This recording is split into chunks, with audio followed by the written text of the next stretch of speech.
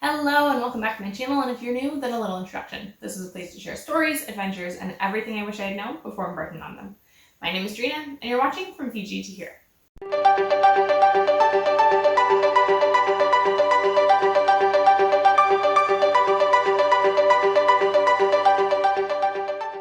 A couple weeks ago, I asked you guys over on Instagram what you'd like to know, what kind of updates. It's been a while since we've done one of these, and a lot has changed since then.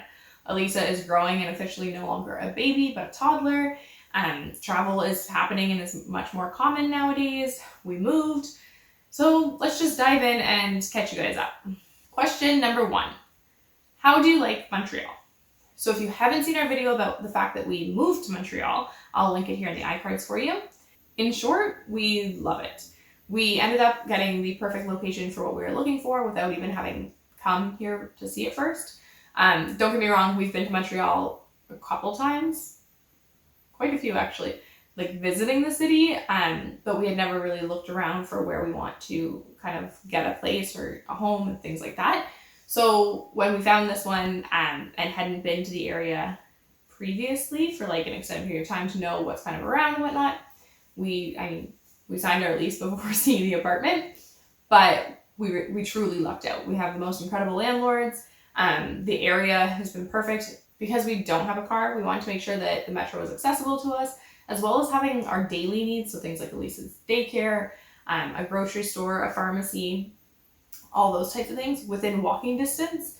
And this has just been perfect. There's a park like 2 blocks from here. There's running paths, biking paths, and then it helps. We actually have friends that live here in Montreal, and they are, I think it's like a 7-minute walk from our house. So that also helps. Question number 2. What are you guys looking forward to most this summer? This is a bit of a tough one. There's a lot of different things going on this summer, but if I had to summarize it into one, the like overarching theme would be the better weather. I'm not saying that every day is going to be sunny. Like, we still live in Canada.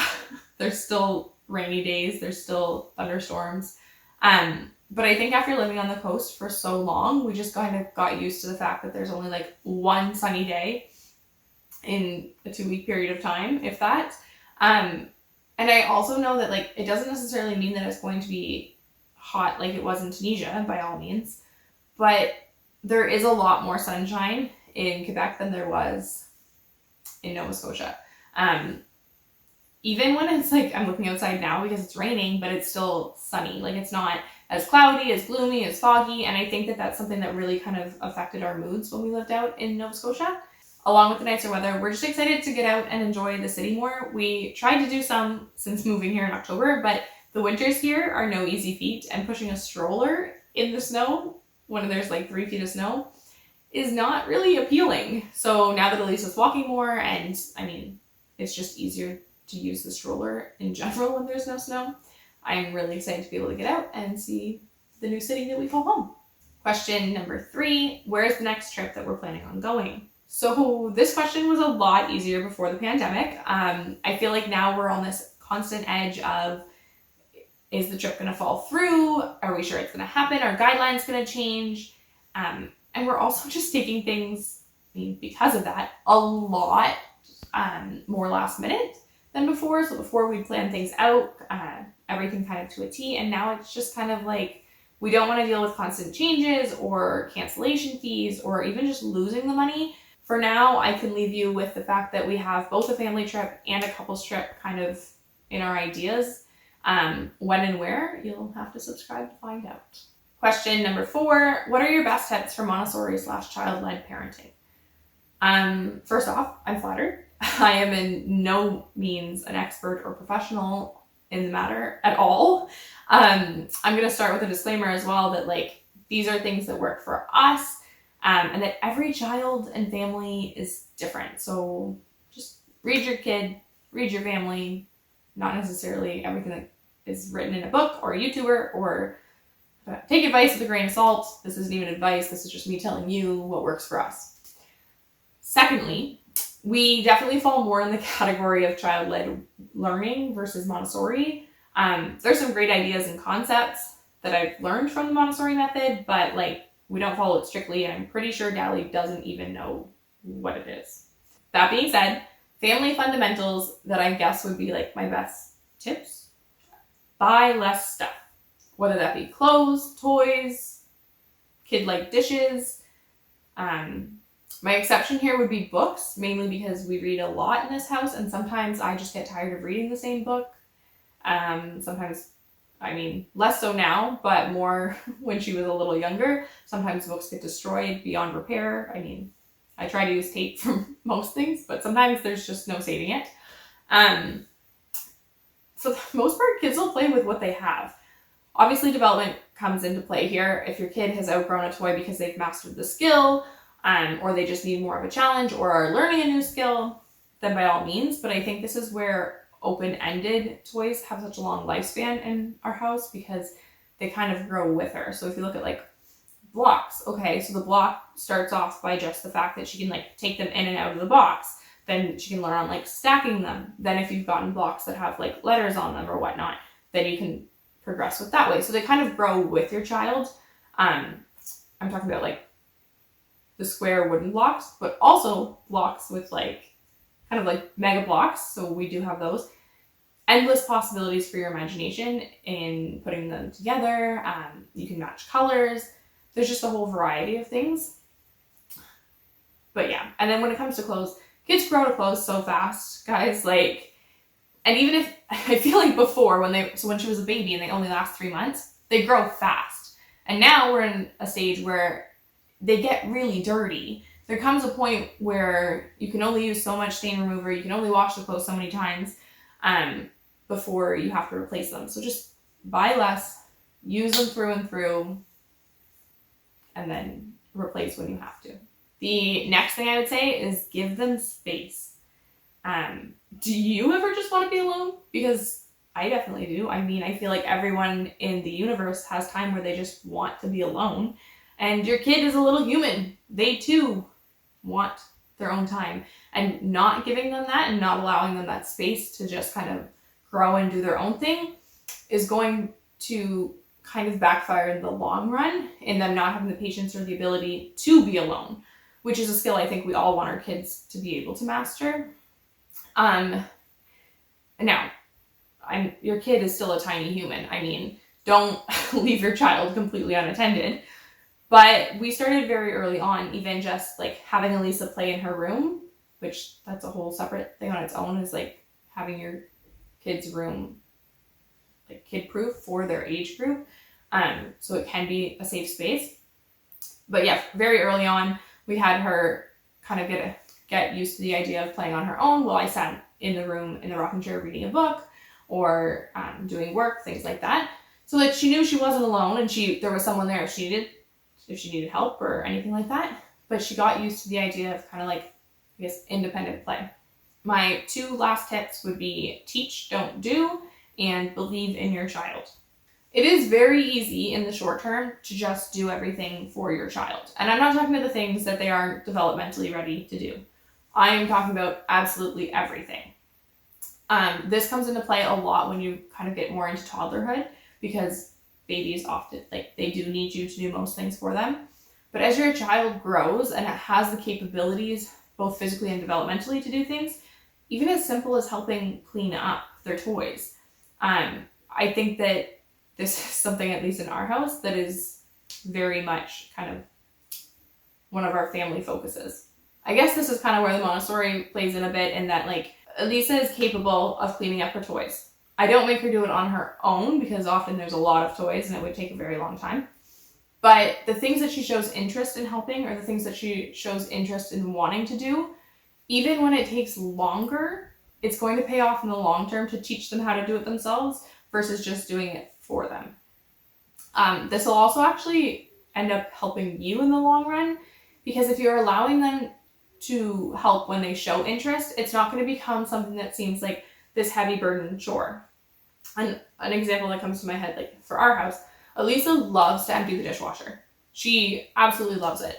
And every time it definitely takes longer to have her help. But in the long run, it's going to be something that's kind of like, this is just a part of daily life, instead of this agonizing chore that mom is making me do, or that I don't know. It becomes part of your daily life. Like, these are things that just kind of have to happen to live. Which kind of takes me into my last point, which would be believe in your child.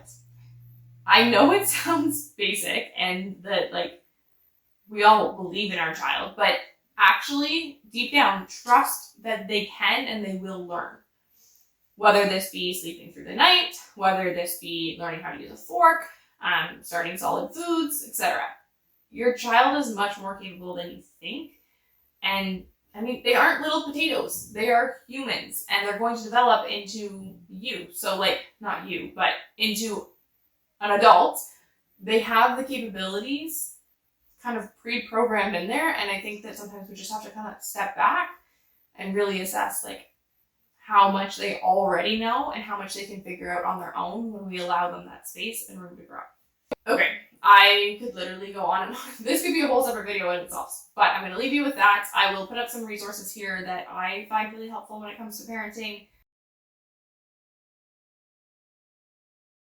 Feel free to reach out if you want to know more. Yeah. Question number 5. How was/is Elisa to travel with? It depends on the day. It really does. For the most part, she's awesome. She's been a real sport. We've done a lot more road trips than I had anticipated.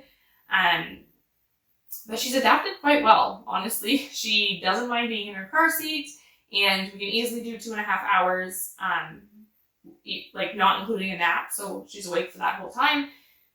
The only, like, kind of caveat would be, like, how many times you stop. So she doesn't want to get in and out of her car seat a lot.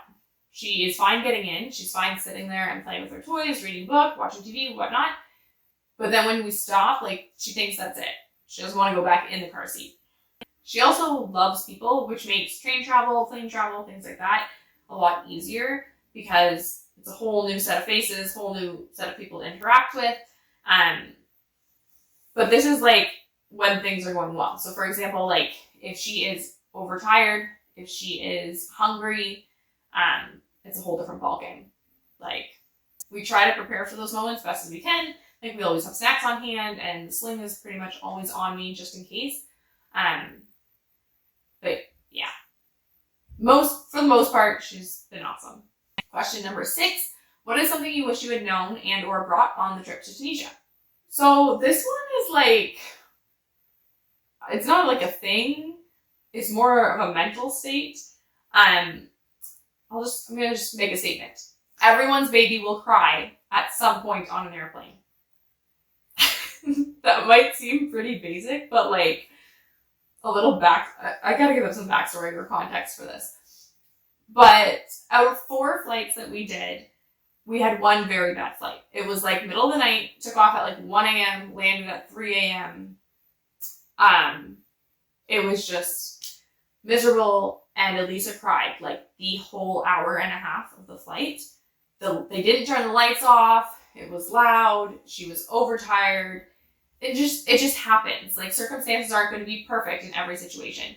However, we had the most hardcore judgment from parents that were flying with their 3-month-old for the first time. And I just feel like I wish I had more confidence to know that, like our first 3 flights went great. Like, our baby too was like your child at some point sleeping through the flight. So I wish I just had the confidence to know that, like, at some point your baby's going to cry through a flight and it's not the end of the world, and just have the confidence that, like, you're doing the best you can. It happens. I feel like otherwise we had all the gear that we needed. I don't feel like there was anything that we felt like we should have brought. There was a ton of stuff that we probably didn't need to bring. But yeah, like, when you travel with a baby, like, there's babies all over the world. A lot of the stuff, unless you have specialty items, a lot of the stuff you can find overseas. Question number 7: how do you keep up a strong relationship with Dali's side of the family with them living so far away? FaceTime. Like, that's the number one answer.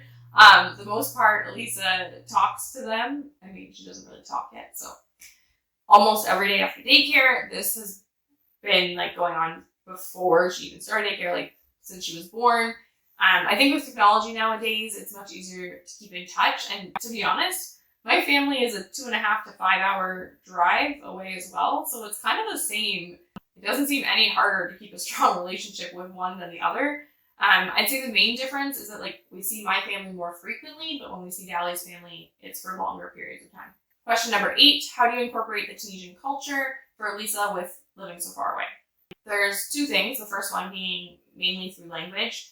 Since before Elisa was even born, Dali has only ever spoken to her in Tunisian, which has made the transition easier as she starts to be able to talk and to make that connection with him. Similarly with Dali's family, like I mentioned, they have their daily calls.